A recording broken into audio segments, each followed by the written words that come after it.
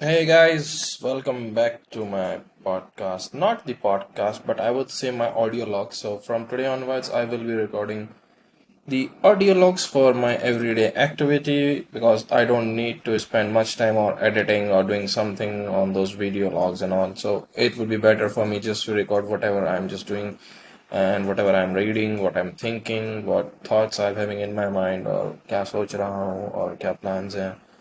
सभी कुछ जो भी चीज़ें मैं सीख रहा हूँ at least so I should like I can just take say I can keep track of my performance or say I can keep track of my improvement, how much I'm improving daily and daily doing these things that I am just targeting. Okay so चलो शुरू करते हैं और आज मेरा ये पहला audio log है तो मैं स्टार्ट करूँगा अपने दिन की शुरुआत न्यूज़पेपर को रीड करके। तो मैं द हिंदू पढ़ रहा हूँ और मैं इसमें देखता हूँ कि क्या क्या न्यूज़ हैं जो काम की हैं इसमें अच्छी सी, और मैं आज न्यूज़ से क्या सीख सकता हूँ इन न्यूज़पेपर से। सो या एक चीज़ मैंने सीखी है कि मतलब जैसे कुछ लोग कहते हैं कि न्यूज़पेपर नहीं पढ़ो, डायरेक्टली मंथली मैगजीन्स पढ़ो कॉम्पिटिटिव एग्जाम्स के लिए। बट मैंने एक चीज़ देखी है कि if you read the newspaper there is like wide variety of topics that you are able to discover. And जो न्यूज़पेपर में हम चीज़ें पढ़ते हैं तो कई बार हमें I don't know, but newspaper की पढ़ा हुआ मुझे तो काफ़ी लंबे समय तक मतलब एक एक दिमाग में हल्का सा याद रहता है, मतलब छोटा बहुत भी, चाहे भले ही एग्जैक्ट ना याद हो बट हाँ याद रहता है, हाँ कहीं पढ़ा था।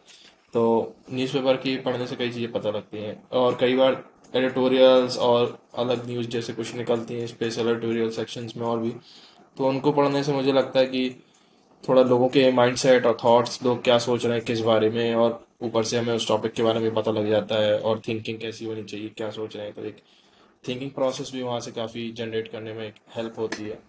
सो न्यूज़पेपर पढ़ना तो मुझे लगता है काफ़ी अच्छा है।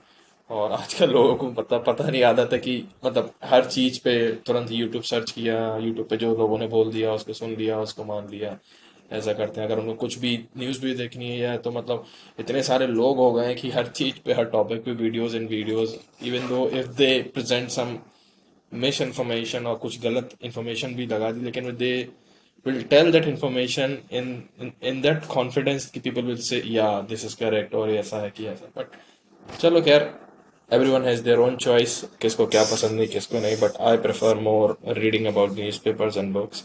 यहाँ से इंफॉर्मेशन निकालिए, थिंकिंग निकालिए एंड ट्राई टू मतलब खुद की थिंकिंग को इम्प्रूव करने की कोशिश करिए। बट सो ओके खैर, जिसकी जैसी चॉइस। सो चलो शुरू करते हैं, मैं देखता हूँ आज के न्यूज़पेपर में क्या है मेरे लिए जो काफी काम क्या होगा। कि so many kill in rights in Manipur, government issues shoot at sight order. Okay so Manipur में ऐसा क्या हो गया। So clashes broke out after March was taken out by tribes against decisions to grant ST status to the majority Meitei community. Okay, so clashes broke out हुआ और एक मतलब मार्च निकल के जा रहा था। बिकॉज क्लैशेस क्यों हुए, क्योंकि एक डिसीजन दिया गया है एसटी स्टेटस का, किसको, मैती कम्युनिटी को। So first of all I would like to know about this community. Meitei community ये है क्या एक्चुअली, कौन सी कम्युनिटी है, तो मैं इसके बारे में जरा सर्च कर लेता हूँ। So Meitei community is also known as Manipuri people are the predominant ethnic group of Manipur in northeast India. They speak Meitei language, one of the 22 official languages of the Indian Republic. Okay, so Meitei language वो लोग बोलते हैं, वहाँ की एक predominant ethnic group है मणिपुर का। And the Meiteis primarily settled in the Imphal Valley regions. Okay, so Imphal region के आसपास वो लोग रहते हैं जिसे मणिपुर का मॉडर्न मणिपुर कहते हैं। They had a sizable population has settled in other Indian states of Assam, Tripura, Nagaland। ये लोग यहाँ पर भी हैं मतलब कई जगह में। So मणिपुर एक ethnic group है। ऑल राइट, सो यहाँ पे एक एस टी स्टेटस दिया गया है, उस वजह से कुछ क्लासेस हुए हैं, तो देखते हैं डिटेल में न्यूज में क्या दिया है। Manipur government on Thursday issued a shoot at sight order in the extreme cases as escalating ethnic violence followed by a tribal solitary march displaced over 9,000 people in the state. Okay, so government ने shoot in sight का भी order दे दिया, काफी critical position है वहां पर इस समय। So there was no official confirmation of the numbers of people killed or injured in the violence, but Chief Minister Nongthombam Biren Singh Okay, so वहाँ के जो CM है Nongthombam Biren Singh admitted that some precious lives were lost. तो नुकसान तो पहुंचा है lives का, मतलब काफी clashes initially broke out during the course of Wednesday solidarity march called by the All Tribal Student Union Manipur। Okay, so वहाँ पे एक मार्च निकाला All Tribal Student of Manipur के ना। Scheduled tribes communities, mostly from the Kukizomi group, are protesting over against the move to grant a long-standing demand for ST status to the Meiti community। Okay, so यहाँ पर जो दूसरे scheduled tribe communities हैं जो कि कुकीजोमी हैं, तो वो लोग इस बात पे प्रोटेस्ट कर रहे हैं कि मैती कम्युनिटी को एसटी स्टेटस क्यों दिया गया। ओके, सो इस वजह से शायद यहाँ पे क्लैशेज हुए हैं, जो अभी यहाँ मुझे समझ में आ रहे थे पढ़ने से। तो कुकीजुमी को भी मैं एक बार चेक कर लेता हूँ कि ये वहाँ का जो कम्युनिटीज़ हैं मणिपुर की के, तो ये भी वहाँ के मणिपुर में ही वहाँ पर ग्रुप्स हैं, ये कम्युनिटीज़ हैं, तो वहाँ पे कुकीजुमी, तो वो लोग प्रोटेस्ट कर रहे हैं इस बात पे कि एसटी स्टेटस क्यों दिया गया मैती कम्युनिटी को, which makes up the majority of the state population, जो कि स्टेट की सबसे ज़्यादा पॉपुलेशन है, उनको एसटी स्टेटस क्यों दिया गया। तो ऐसा इसमें बताएं। सो अब देखते हैं कौन सी अगली खबर है जो आज के लिए है पढ़ने लायक। सो Jaishankar discusses LAC with Kin, holds talk with Lavrov but not Bhutto. So Bhutto is, I guess, the Pakistan foreign minister. So अभी मतलब गोवा में शायद ऐसी मीटिंग चल रही है वहाँ पे G20 की साइड्स में, तो वहाँ पर जो है जयशंकर और चाइनीज काउंटर पार्ट जो कि हमारे चाइनीज के वो है जो फॉरेन मिनिस्टर किन गैंग, उनके साथ हमारे फॉरेन मिनिस्टर मिस्टर जयशंकर ने मीटिंग की है और उनसे जो बात की है उसके बारे में इसमें शायद न्यूज़ दी है हमने। तो देखते हैं डिटेल में क्या दिया है इसमें। So unresolved 3 years old military stand off at the line of actual control. Okay, so 3 साल से लगभग चल रहा है मिलिट्री स्टैंड ऑफ हमारी line of actual control LAC पे, तो उसके बारे में इन्होंने शायद टॉक किया है, कुछ बात की है। So remained the focus of India-China talk as External Minister Jaishankar met with the Chinese Foreign Minister Qin Gang here on Thursday। Okay, so Thursday की एक मीटिंग हुई जहाँ पे उन्होंने जो मेन फोकस था मीटिंग का वो LAC के बारे में बात की उन्होंने। और आगे क्या लिखा है कि second time two ministers have held talk this year and Mr. Qin had earlier attended the G20 foreign ministers meeting in Delhi in March। Okay, so दोनों हमारे जो फॉरेन मिनिस्टर हैं वो चाइनीज काउंटर पार्ट के साथ ही second time मिल रहे हैं और इससे पहले उन्होंने G20 में भी उनसे मीटिंग की थी दिल्ली में मार्च में। And also it's given that Jaishankar also met Russian Foreign Minister Sergei Lavrov and Uzbekistan counterpart Bakhtiar Saidov, तो उनसे भी इन्होंने मीटिंग की। एंड इसके बाद ये जो मीटिंग चल रही है वो संघाई कोऑपरेशन ऑर्गेनाइजेशंस की मीटिंग है जो कि गोवा में चल रही है। बट यहाँ पे एक न्यूज़ में खास बात दी है कि there was no bilateral meeting was held और plan by officials between mister Jaishankar and Pakistan foreign minister Bilawal Bhutto Zardari, तो उनके साथ मीटिंग नहीं की इन्होंने पाकिस्तान फॉरेन मिनिस्टर्स के साथ। आई गेस अभी क्योंकि रिसेंटली काफ़ी अटैक्स हुए हैं, एक तो छत्तीसगढ़ में भी अटैक खैर बहुत हुआ है माओइस्ट की वजह से, और एक अभी कश्मीर साइड में भी एक अटैक हुआ था तो हमारी इंडियन आर्मी पे, तो मुझे लग रहा है इस वजह से शायद वो पाकिस्तान के साथ मीट नहीं कर रहे हैं। बट खैर जो भी है, ओके। एंड बस उन्होंने उनके साथ हाथ मिलाया बट कोई भी बात नहीं की, उसके बाद कोई मीटिंग नहीं रखी। और यहाँ पर Bhutto said that focus on SCO, उन्होंने एससीओ का फोकस बताया। Discussion with the state council India on the bilateral relationship, the outstanding issue ensuring peace tranquility in the border areas also discussed। Okay, फिर उन्होंने मीटिंग्स का tweet वगैरह भी किया, but यहाँ पे एक खास बात ये कि कोई भी एक ऑफिशियल स्टेटमेंट नहीं रिलीज किया गया दोनों की तरफ से। ओके, और अब देखते हैं आगे और क्या दिया हुआ है न्यूज़ में। Stop caste survey immediately high court tells Bihar government. Okay, so Bihar government ने मना किया है। हाई कोर्ट ने बिहार गवर्नमेंट को बोला है कि कास्ट बेस्ड सर्वे स्टॉप कर दिया जाए, रोक दिया जाए, ऐसा कुछ दिया है। तो अभी मैं इसको स्किप करता हूँ क्योंकि इसमें हेडिंग जानने में बस बहुत ही कि सर्वे स्टॉप करने के लिए बोला, क्योंकि न्यूज़ चलती रहेगी अभी सर। मेन में न्यूज़ है तो उसको देखते हैं। और वीडियो ऑफ सरफेस ऑनलाइन ये से कैसी की न्यूज़ है तो इसको स्किप करते हैं और आगे बढ़ते हैं। बाकी न्यूज़ अभी सारी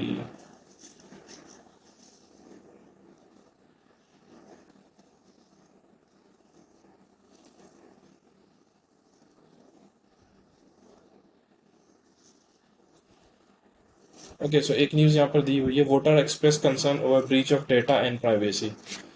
तो इसमें क्या है कि automated message from unknown number identified as EC election commission asking about voting preferences calling for respondent to record a message and some of the problem face by Karnataka voters. Okay, so this must be interesting. मतलब यहाँ पे एक data breach और privacy के बारे में एक news है कि कर्नाटका में लोगों को कॉल आ रहे हैं और वहाँ से एक ऑटोमेटेड मैसेजेस वहाँ से बोले जा रहे हैं और पूछा जा रहा है कि आपकी वोटिंग प्रेफरेंस किसको जाएगी और आप क्या प्रॉब्लम फेस कर रहे हैं कर्नाटका में। आई गेस ये फ़ोन स्कैम बहुत बढ़ चुके हैं और मुझे नहीं लगता कि किसी का भी नंबर इतना secure, because everyone has everyone's number. मतलब आपका नंबर किसके पास है हमें ही आइडिया नहीं है, इस समय इतने कॉल्स, फेक कॉल्स वगैरह आते रहते हैं। तो यहाँ पर एक किसी पर्सन ने बताया कि उसको कॉल आया, उसने बोला मैं इलेक्शन कमीशन से बोल रहा हूँ और मुझे अपना वोटिंग प्रेफरेंस बताइए, प्रॉब्लम शेयर कीजिए। सो ये सब चीज़ें इसमें बताई हुई हैं। और लोकल पुलिस का वहाँ पे कहना है कि ये केसेस के बारे में उन्हें आइडिया है और उन्होंने साइबर टीम को बोल रखा है इन्वेस्टिगेशन के लिए इस बारे में। तो कैसे इन्वेस्टिगेशन चल रही है। Okay, let's go to some other pages. Okay, so यहाँ पे एडिटोरियल दिए हुए हैं। एक एडिटोरियल है and another airline bites the dust, और एक है a boost for science a wider window to the universe and buoyancy check and strategic time out. ये चार आर्टिकल दिए हुए हैं इसमें, तो क्विकली देखते हैं इस आर्टिकल में क्या है और क्या नहीं है, किस बारे में बात की आर्टिकल में। राइटर के आर्टिकल पढ़ने से एक फ़ायदा ये होता है कि कई बार आर्टिकल जब मैं पढ़ता हूँ तो एक तो वोकैब का, जो सभी जानते हैं कि वोकैब का फ़ायदा होता है, तो मैं क्या करता हूँ आर्टिकल जैसे अभी मैं गो थ्रू हो जाता हूँ, एक बार देख लेता हूँ आर्टिकल को कि हाँ हाँ ये लिखा, तो ऊपर ऊपर से हाँ आइडिया लग जाता है ये हुआ।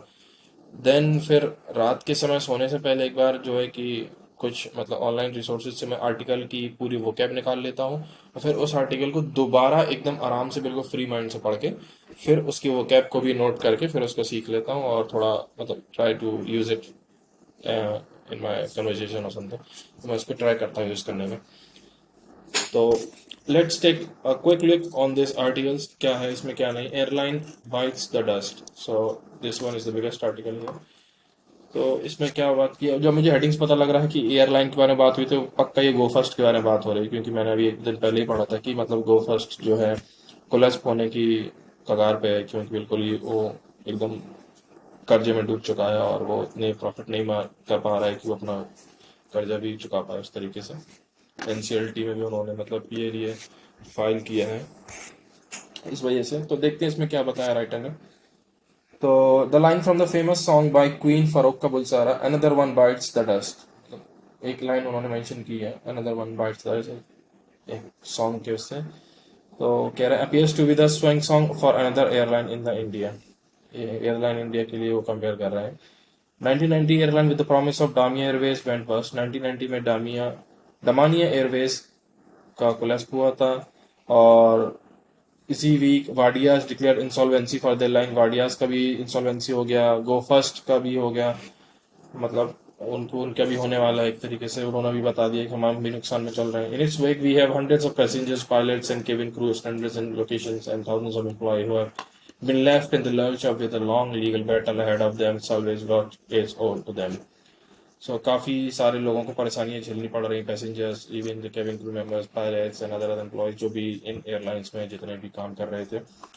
अब जैसे जो एम्प्लॉयज ऑफ किंगफिशर्स हुए और जेट एयरवेज के जो नुकसान उनको पहुंचा था, तो जो मेन ओनर्स थे उनको तो खासा ऐसा लगा कि हाँ नुकसान हुआ, लेकिन फिर भी अपनी लग्जरी लाइफ जी रहे थे। बट जो मेन उसमें काम करने वाले एयरलाइंस पे जो लोग थे उनको अभी तक मतलब ना ही उनके ड्यूज क्लियर हुए हैं और ना ही उनको एक मतलब अभी भी कुछ अश्योरिटी मिली है कि क्या होगा क्या नहीं होगा।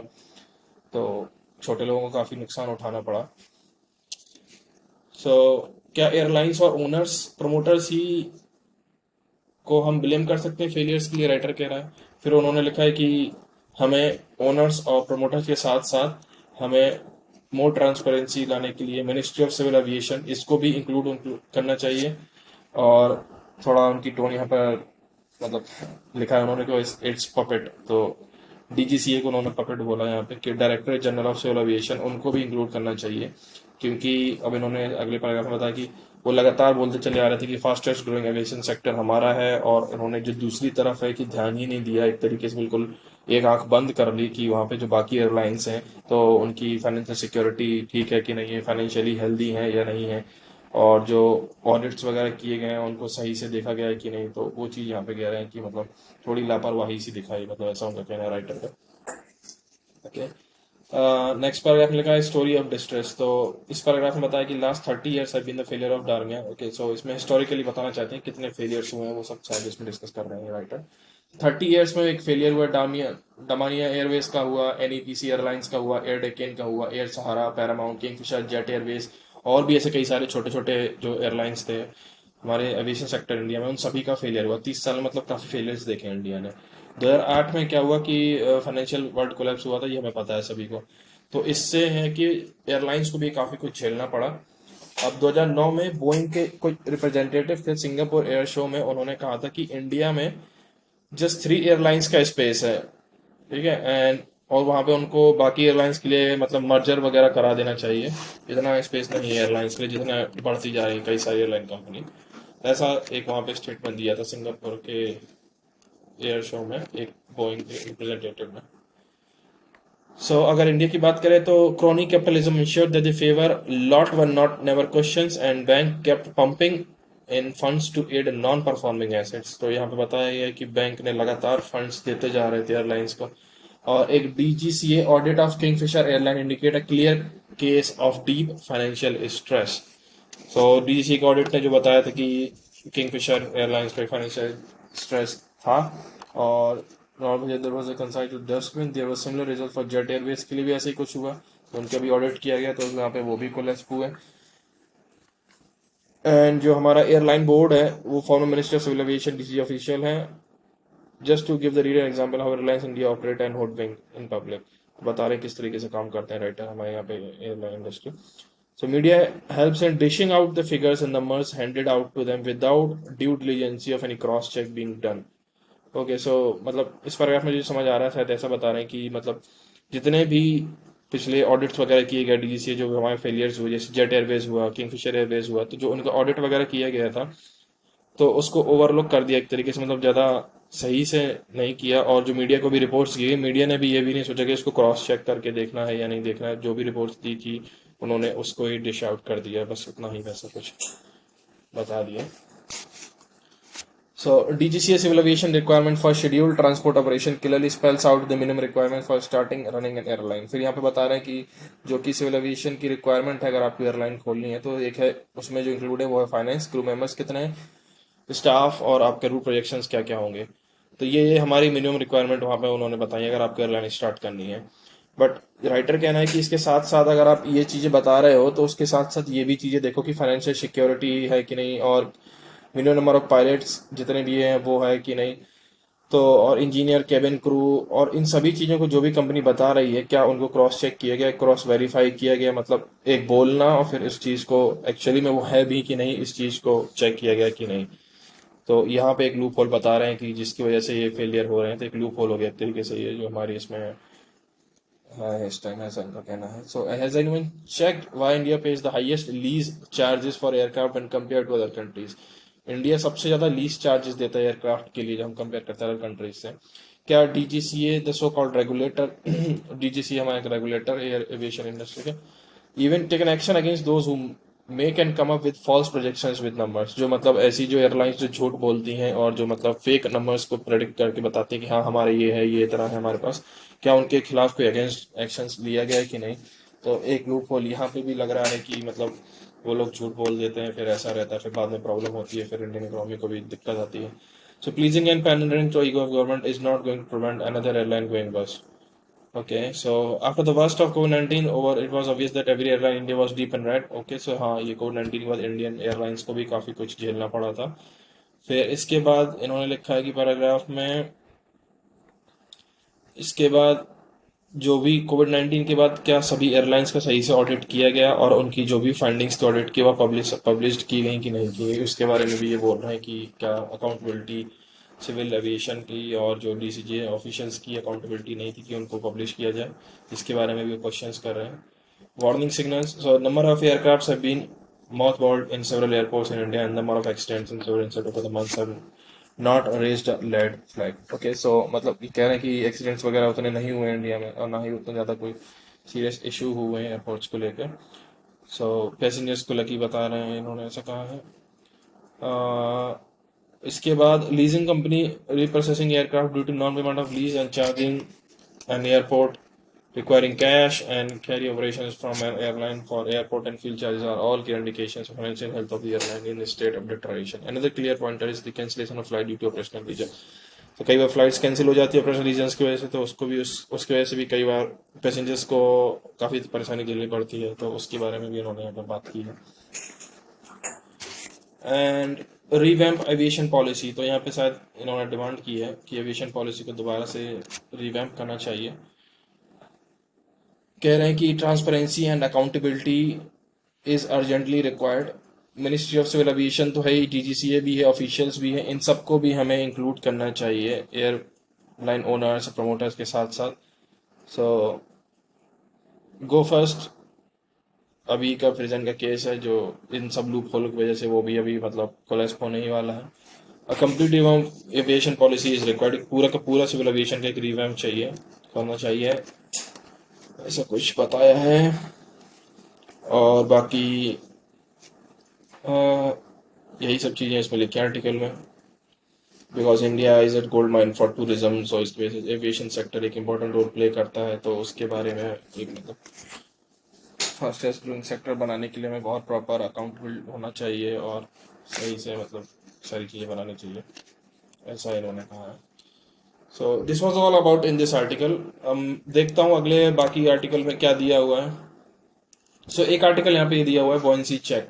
सो service sectors resilience may be tested as global demand cools. So service sector resilience की बात की है कि उस पर मतलब उसका रेजिलियंस चेक कर सकते हैं, बिकॉज ग्लोबल जो डिमांड है वो धीरे धीरे सेटल डाउन होती जा रही है।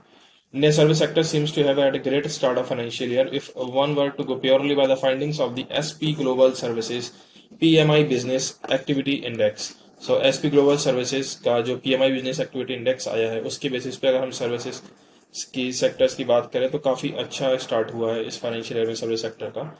सो इस इंडेक्स के बेसिस पे 400 फर्म्स का लगभग सर्वे किया गया, जिसमें इंक्लूड थे consumer service, finance and communications. और जो इंडेक्स की जो रीडिंग थी वो लगभग 62 रही in the month of April, which is the highest seasonally adjusted figure in 153 months or nearly 13 years. Okay, so मतलब पिछले लगभग 13 साल के बाद ये वाला जो इंडेक्स हुआ है वो 62 in the month of April मतलब हमें मिलने देखने मिला, जो कि पिछले 13 साल में हुआ है। तो ये काफ़ी अच्छी बात लग रही है सर्विस सेक्टर के लिए। Reading of over 50 on the index constructed since 2005, so 2005 के बाद से 50 के ऊपर इंडेक्स किया, indicating expansion in the activity levels relative to the previous months. So activity level में एक्सपेंशन हुआ। To put the April number in perspective, अगर April number की हम बात करें तो PMI reading for the services throughout 2022-2023 was around 57.3। So पिछले साल लगभग ये 57.3 के आसपास था।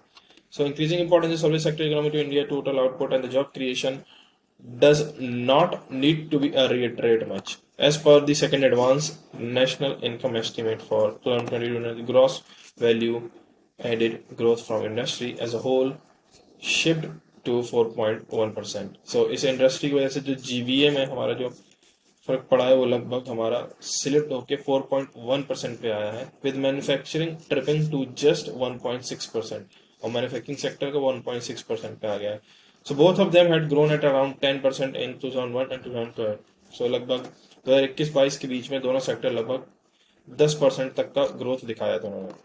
अगर हम सर्विसेज GVA की बात करें ग्रोथ वैल्यू एडेड की, ओके, सो सर्विसेज की हम बात करें is expected to have grown 9.1% during the year and accelerating from 8.4% in the previous year. So लगभग इसका ग्रोथ 9.1% हुआ है इस ईयर में जो पिछले, और ये पिछले साल 8.4% के आसपास था, तो उस एक्सीलरेटेड रेट से इसका ग्रोथ हुआ है। Along with the pickup from the farm sector, service is expected to lift GVA growth in 2022 to 6.7% with GDP rising 7%. सो इसको हम ग्रोथ और भी देख सकते हैं 6.7% यहाँ पर, जैसे जैसे जीडीपी बढ़ता जाएगा. अगर on the other trade front, India services export are estimated to have hit a record of 320 billion in year 2022 and 2023. तो इंडिया सर्विस सेक्टर का एक्सपोर्ट लगभग 322 बिलियन के आसपास था. So it was almost 28% growth over the previous year. So लगभग 28% की growth हमें यहाँ पे देखने को मिला सर्विस सेक्टर में. So ये डेटा एंड पॉइंट काफी इंपॉर्टेंट है, तो इसको याद मतलब कहीं पे नोट करना पड़ेगा, तो I will do it. The strong uptick in such tangible trade and the resultant surplus vis-a-vis import for inbound service has significantly plugged the hole in the Indian current account deficit, caused by much sharper 14% widening of the goods and trade deficit. तो हमारे यहाँ पे मतलब अभी मैंने भी कुछ दिन पहले पढ़ा था कि जो ट्रेड डेफिसिट है दैट इज स्टिल 40%. तो हमारा ट्रेड डेफिसिट स्टिल 40% है, which is reckon to hit, और लगभग वो 267 बिलियन का आसपास हमारा ट्रेड डेफिसिट है. So growth in service sector export during March had slipped to 3%. मार्च में लगभग ये 3% स्लिप हो गया था फ्रॉम 29% से, जो कि फरवरी में था.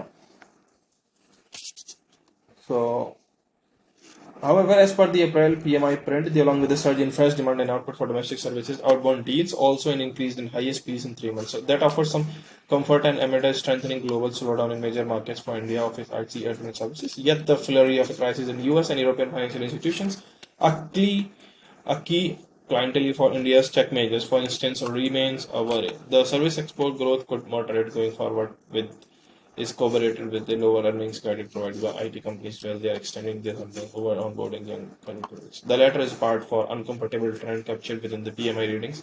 Despite April's boom, job creation has remained negligible and input costs have surged. Neither augurs well as sustained domestic demand, which has already taken a hit from the high inflation. Right? Okay, so हमारे service sector का export तो बढ़ रहा है, but हमें जैसे पता है recession has hit all around the world, तो उस वजह से काफी जॉब सेक्टर को काफी वो हुआ है कई जगह पर. मतलब इस lay off is still going on by the several companies.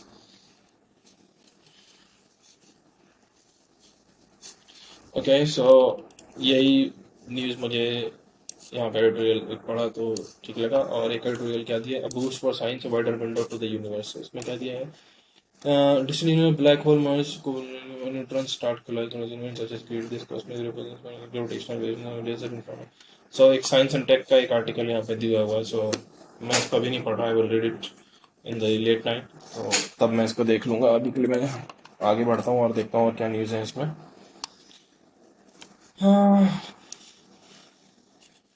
Okay, सो काफी क्रिटिक है, मतलब काफी अच्छी हेडिंग यहाँ पे दी हुई है द हिंदू ओपिनियन में. Do CCTV cameras protect us और इन्वेड आवर प्राइवेसी.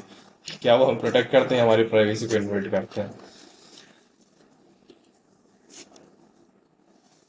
तो कई सारे इसमें क्वेश्चन आ रहे टाइप से एक आर्टिकल दिया हुआ कि सीसीटीवी कैमरा से क्या क्राइम कम होते हैं क्या नहीं होते हैं, तो वो सब दिया है.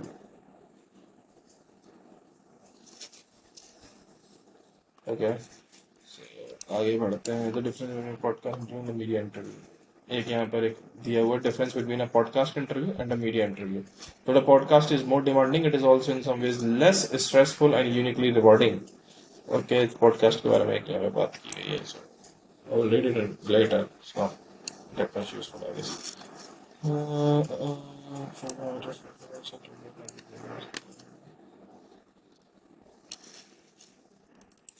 Right.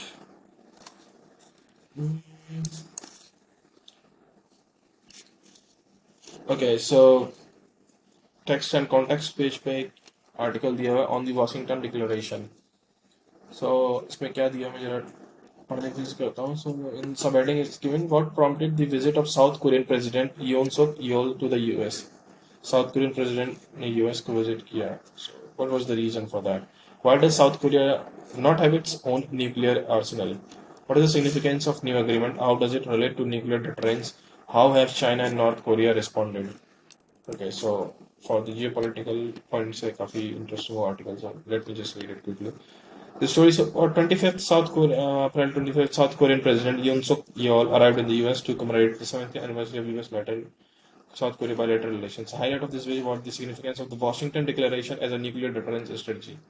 Washington Declaration. Okay, so what prompted the US visit? So the successful launch of North Korea Hwasong-8 solid fuel intercontinental ballistic missile, a vital component for a nuclear weapons delivery, seems to have triggered the US visit of South Korean president. तो इसका reason यह बताया कि north Korea which is the neighbour country of south Korea, they just tested Hwasong 8 solid fuel intercontinental ballistic missile को उन्होंने test किया, जो कि एक न्यूक्लियर वेपन्स के लिए काफ़ी वाइटल कंपोनेंट है, और इस वजह से शायद वो इन्होंने यहाँ पे यूएस विजिट किया। So mister Yoon aim to advance the strategic partnership drawing alliance over an extended nuclear defence plan against the regional aggression of the North Korea.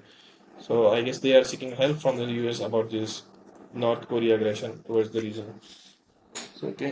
So the Washington Agreement will launch a new phase in partnership between Seoul and Washington. Seoul and Washington के बीच में एक नया partnership launch करेगा. The two countries have agreed to mediate bilateral presidential consultation in the event of North Korean nuclear attack and promise to respond swiftly, overwhelmingly, and decisively using full force of the alliances, including the United States nuclear weapons. That's it. So you know, okay. What does the Washington Declaration say? So what is all about this Washington Declaration? So the agreement outlines cooperation towards the deterrence.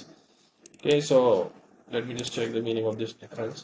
A deterrence is announced the action of discouraging an action or event through instilling doubt of fear or consequences. Okay, discouraging action. Okay. According to the declaration, an American nuclear ballistic submarine would be deployed in Korean Peninsula.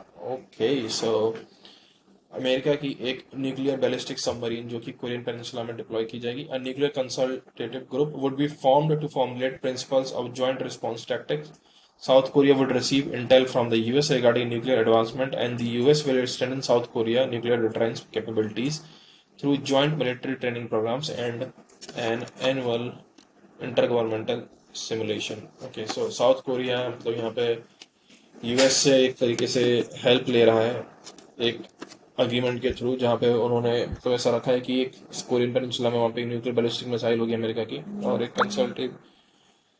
कंसल्टिव group भी बनाया जाएगा कि जो कि help करेगा इन सब चीज़ों के रिस्पॉन्स करने के लिए।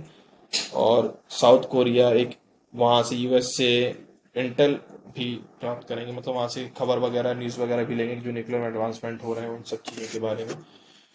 ओके, सो द डिक्लेरेशन है from the non proliferation treaty implying that the South Korea would not venture into creation of its own independent nuclear capabilities and would instead focus on deterring measures through an alliance-based approach। तो यहाँ पे एक चीज़ दी हुई है कि मतलब ये देख के यही लगता है कि साउथ कोरिया अपनी खुद की एक न्यूक्लियर पावर सबमरीन्स और जो भी ये सब न्यूक्लियर रिलेटेड चीज़ें हैं वो अपना डिफेंस सिस्टम न्यूक्लियर वाला वो खुद नहीं बनाना चाहता, वो एक अलायंस बेस्ड अप्रोच को ही फॉलो कर रहा है। इस वजह से वो यूएस के साथ ये सब मीटिंग्स एंड ऑल एग्रीमेंट वगैरह कर रहा है। So it also mandates that the US president as the only sole authority to use the nuclear arsenal of the US in the event of nuclear confrontation। और फिर president को ही सिर्फ एक soul authority है कि वो यूज कर सकते हैं न्यूक्लियर आर्सेनल को। While the existence of the agreement is based on the security needs of South Korea, the policy reflects a big power politics where the interest of the large power US takes precedence. Why is the US not keen on South Korea having a nuclear arsenal? So South Korea nuclear development program supported by former President Park Chung-hee was hindered due to US pressure। Okay, so मतलब इन्होंने start किया था खुद का nuclear development plan, but ये US की pressure की वजह से इनका रोक दिया गया था। एक साउथ कोरिया में पुराने प्रेसिडेंट थे पार्क chung-hee, उन्होंने स्टार्ट किया था, बस यूएस ने प्रेशराइज किया था जिस वजह से उन्होंने रोक दिया था। फिर 1990 में US withdraw 100 nuclear weapons from South Korea as a part of their strategic arm reduction treaty। The US was hoping to make North Korea unarm itself। Washington made an enormous assumption that it could deter the weapons production of North Korea by extracting South Korea's nuclear capacity। Okay, so US ने सोचा कि हम south Korea से जो भी उनके nuclear जो भी चीज़ें बनाई गई न्यूक्लियर पावर वेपन्स, उन्होंने उसको वो लगभग 1000 के आसपास, कितना 100 लगभग 100 के आसपास न्यूक्लियर वेपन्स जो भी थे साउथ कोरिया की, एक ट्रीटी हुई थी स्ट्रेटेजिक आर्म रिडक्शन ट्रीटी, उसके तहत ये क्या ले गए थे यूएस वाले वहां से लगभग 100 के आसपास न्यूक्लियर वेपन साउथ कोरिया के वो वापस अमेरिका में ले गए थे। तो उनको ऐसा लगा कि जब हम ऐसा करेंगे तो नॉर्थ कोरिया वाले भी अपना जो है न्यूक्लियर वेपन की जो कैपेसिटी है वो रिड्यूस कर देंगे। और दूसरी चीज, the nuclear posture review 2022 reflects a shift in the US narrative where it is now concerned about the progressive nuclear capability of North Korea. अब उनको लग रहा है 2022 में अब वो एक नैरेटिव उनका शिफ्ट हो गया, वो पहले सोचा था कम करेंगे, बट अब क्या है नॉर्थ कोरिया अपना न्यूक्लियर कैपेसिटीज को लगातार बढ़ाता जा रहा है। और the report stage that north Korea creates deterrence dilemmas for the United states and allies and partners.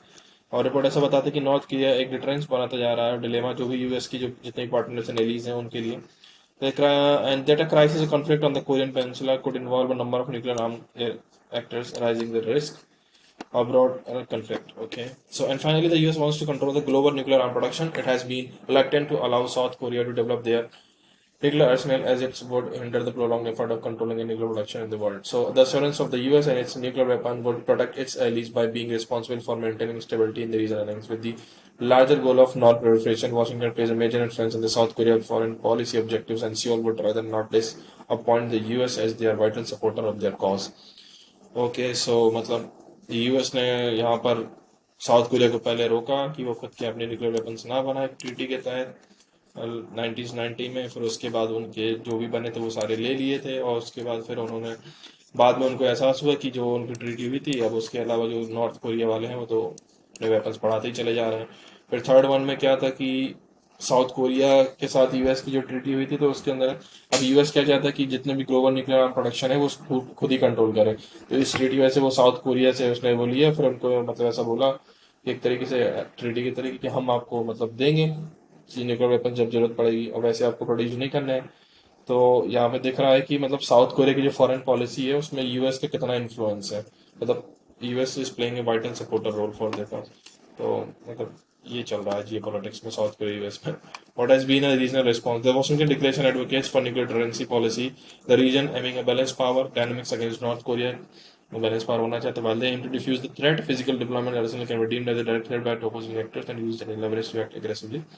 China criticized the agreement. Okay, so China के स्टैंड की उन्होंने criticize किया with foreign ministry spokesperson Mao Ning ने बोला कि what the US is doing provokes confrontation between camps, undermines the nuclear non-proliferation regime and the strategic interest of the other countries.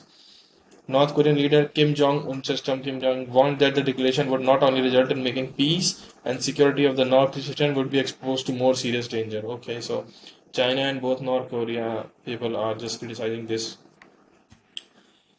meeting and all this agreement. What is the domestic response? So South Korean public are skeptic about the US support. A poll by Chicago Council on Foreign Relations reported that 17% of the South Koreans want to build their own nuclear weapons.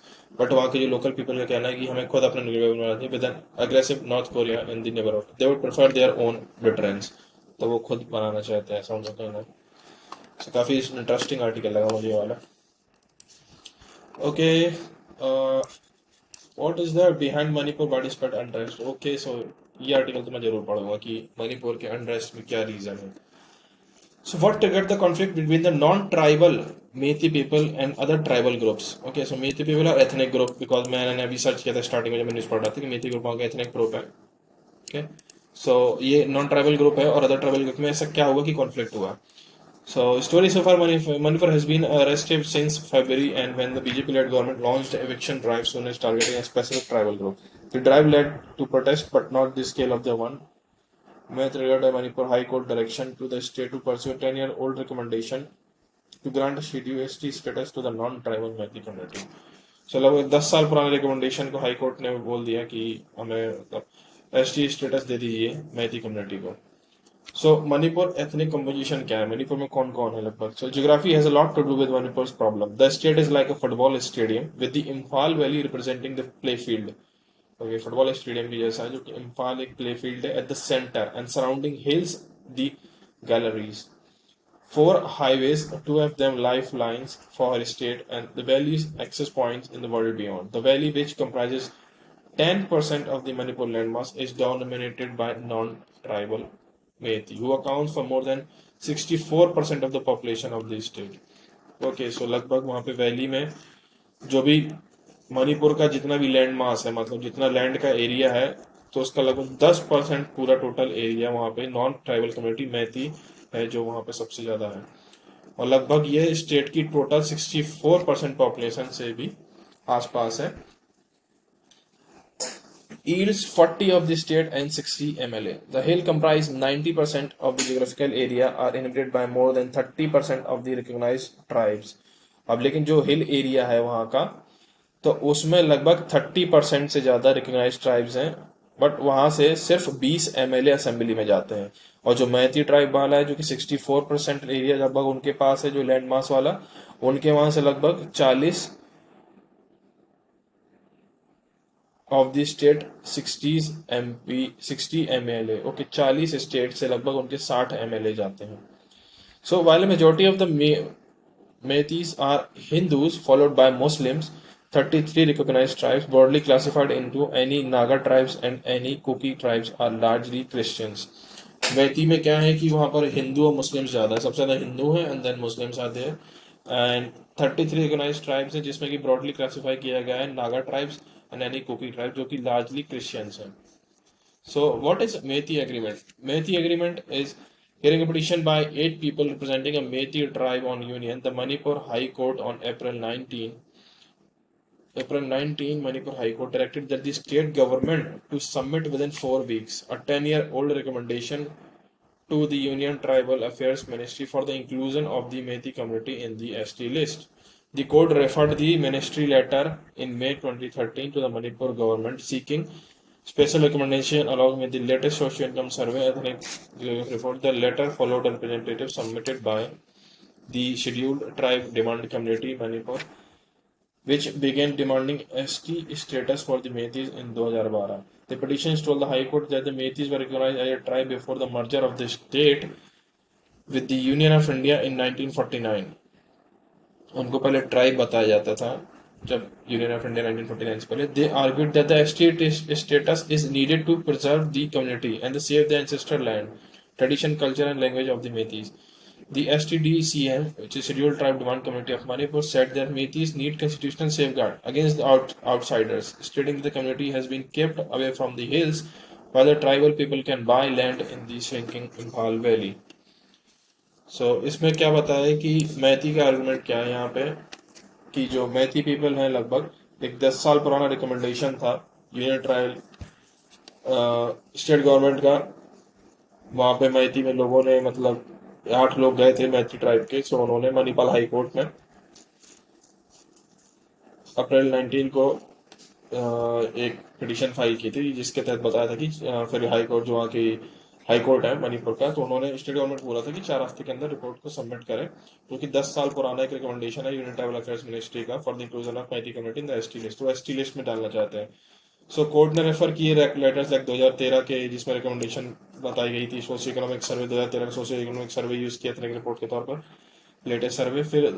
फिर scheduled tribe demand community Manipur जो कि ST test 2012 में, तो उन्होंने tribe का बताया कि जो ट्राइब थी जो इससे पहले जब हमारा यूनियन ऑफ इंडिया बना 1949 उसमें मर्जर से पहले मैती कम्युनिटी एक ट्राइब थी उस टाइम. तो उस टाइम को फिर उन्होंने ट्राइब का क्या किया कि इसका स्टेटस प्रिजर्व करने के लिए कि इनका कल्चर और इनकी एथनिसिटी प्रिजर्व रहे, इस वजह से उन्होंने स्टेट देना चाहते हैं.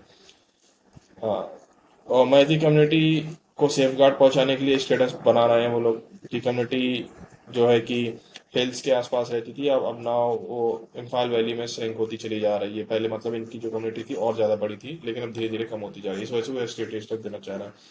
Why the tribal group against the ST status, but tribal group इसका क्यों विरोध कर रहा है? Tribal group says that the Meitei have a demographic and political advantage besides being more advanced than them academically and other aspects. तो tribal group का कहना है कि मैती ऑलरेडी जो डेमोग्राफिकली एंड पॉलिटिकल एडवांटेज है उनके पास, क्योंकि अभी हमने पीछे पढ़ा मैंने पीछे अभी पढ़ा था कि मतलब वहां से लगभग 60 MLA हैं जा रहे हैं मैती कम्युनिटी के वहां से, और जो बाकी जो ट्राइबल कम्युनिटी से लगभग तो वहां से सिर्फ 35% उनका जो एरिया हिली एरिया से वहां से सिर्फ 20 MLA जा रहे हैं. तो एक एडवांटेज पॉलिटिकल एडवांटेज इनको यहाँ पर मिल रहा है. तो और एकेडमिकली वो लोग भी ज़्यादा एडवांस हैं बाकी ट्राइबल ग्रुप्स का कहना है. So they feel that the state will lead a loss of job opportunities and allow them to acquire land in hilly and push the tribal out.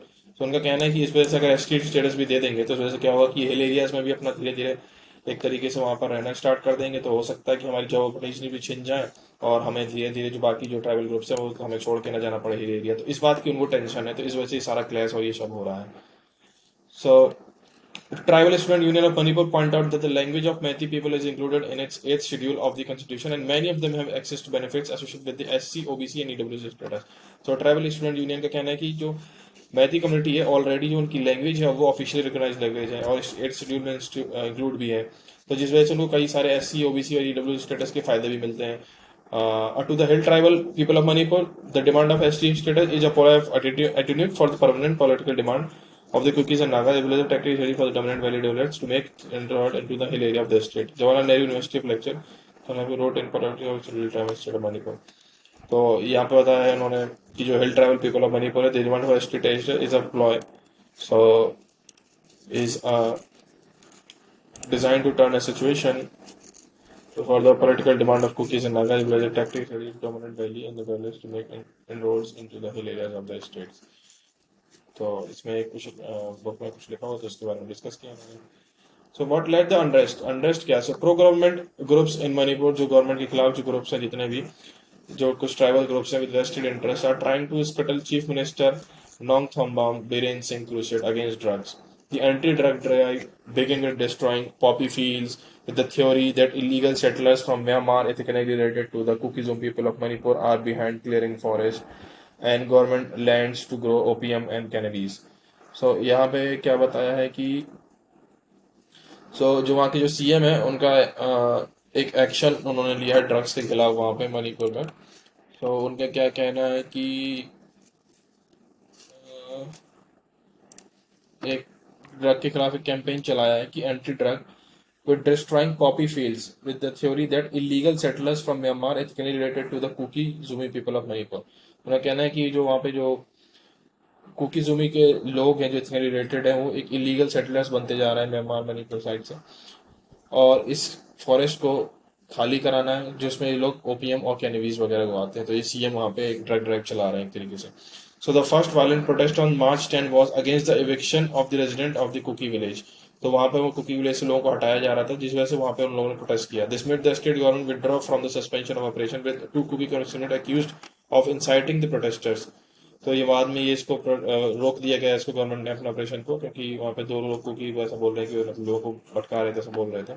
Large scale arson and violence claiming the life of at least one person in May and 3-4 followed by a tribal solidarity rally against the reported move to Meiteis in the estate। तो इस वजह से ये पूरा classes चल रहा है। तो काफ़ी यूजफुल आर्टिकल था, इसमें पता लगा कि हमारे भी नॉर्थ ईस्ट वगैरह में मतलब क्या चल रहा है। अच्छा, काफ़ी चीज़ें इसमें मुझे पता लगी। So it was good article. Now moving on to the next page. So काफ़ी देर से हो गया, लगभग 50 मिनट्स होने को आया। और क्या न्यूज़ है जो काम की है मैं देखूं लगभग time. Okay, many table Minister meet today to discuss economic ties. So SCA minister Shanghai corporation organization से मिनिस्टर्स आज इकोनॉमिक टाइज के लिए मीटिंग में बात करेंगे। इसकी जो न्यूज़ होगी वो कल आएगी। So just read it tomorrow कि क्या बात हुई क्या नहीं। अभी के लिए मैं मीटिंग करेंगे तो इसके बारे में देखते हैं और क्या है।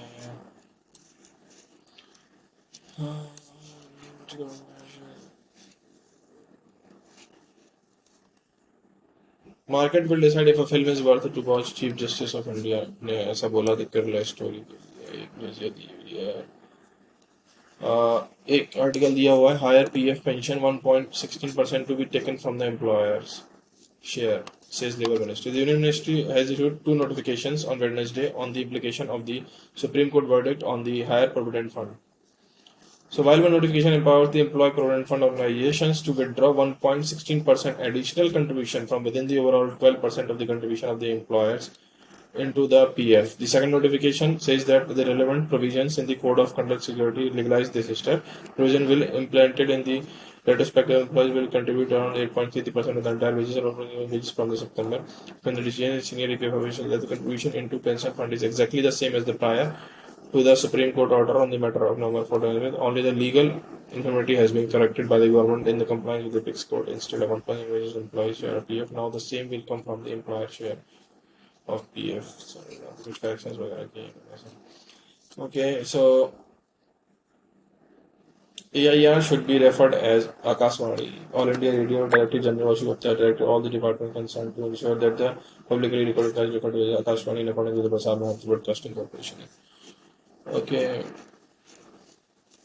On 2 minutes और Judge Baramulla. SC closes national case, police promising an impartial probe.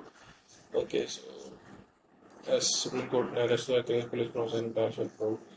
So after stepping in the prominent of Delhi Police registered 2 FIRs and 6 was complaint against the Wrestling Federation of the Rajbhushan Singh. Thursday signed out the case that even if the police promised a compromisely implemented okay, so case FIR registered हो गई तो supreme court ने case close कर दिया, बोले कि police जब court करेगी तो फिर इसके बाद ऐसा कुछ बोला इसके बारे में।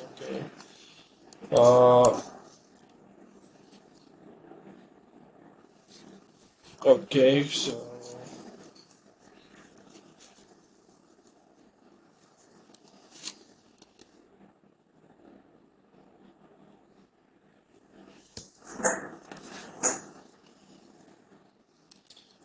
मैथी के बारे में काफ़ी न्यूज़ में मणिपुर जो है कई सारी न्यूज़ हैं। लोग शेल्टर्स में रह रहे हैं, कैंपेनिंग में रह रहे हैं। Okay. Russia blames US for the drone hit. White House denies the role. Okay, Russia on Thursday accused the US masterminding a drone attack on the Kremlin and the said sabotage at the attack by the Ukraine behind the Russian lines on the reach unprecedented momentum. The Kremlin has said that the Ukraine carries out the attack with two drones aiming to kill President Vladimir Putin, a charge which Kyiv has denied. Decisions on such attacks were made in Washington, Kremlin spokesperson said. Okay, so the dome in Moscow, while the roof shows what appears to be marked from the recent movements. So there has been some drone attacks on Russia. Putin's efficiency of Kremlin not one so Russia is blaming the US for the drone hits. White House denies the role. White House is just. So Russia also reported a series of drone attacks on the oil facilities and the drillments, blaming Ukraine. Okay, the terrorist and sabotage activities of the armed forces of the Ukraine are gaining unprecedented momentum. The Russian ministry said in the statement that the Russia reserves the right to take retaliatory measures, and the other countries are saying they haven't done it. Okay.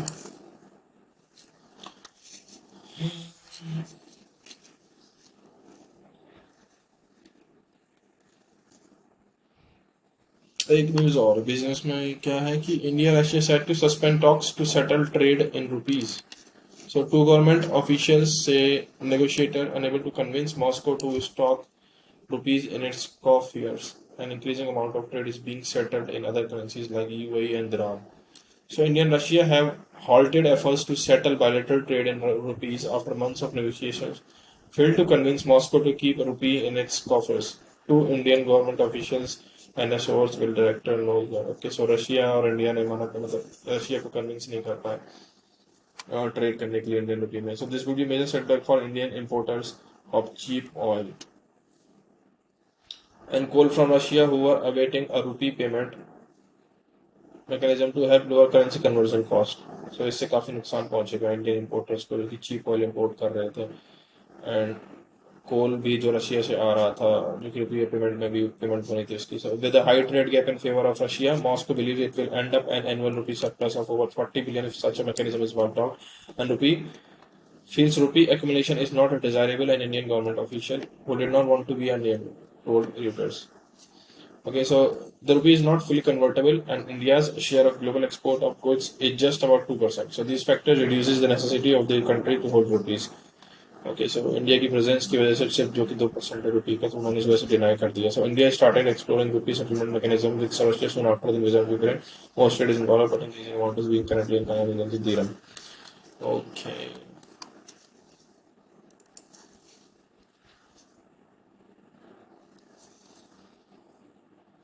HDFC net profit for quarter four registered 12%, around like 440. Just go 20%.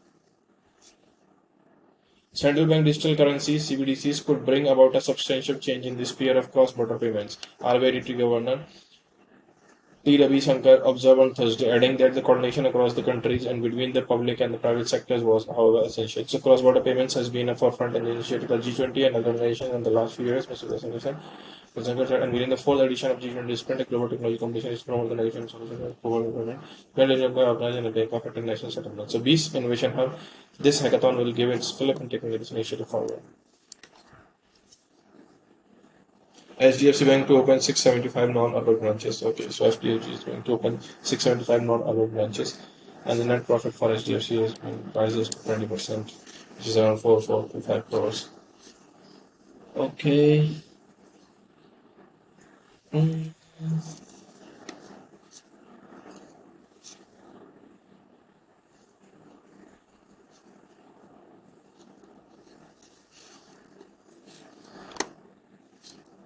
Is there anything else read in this newspaper? Next news. India will aim to improve Olympic qualification ranking. So,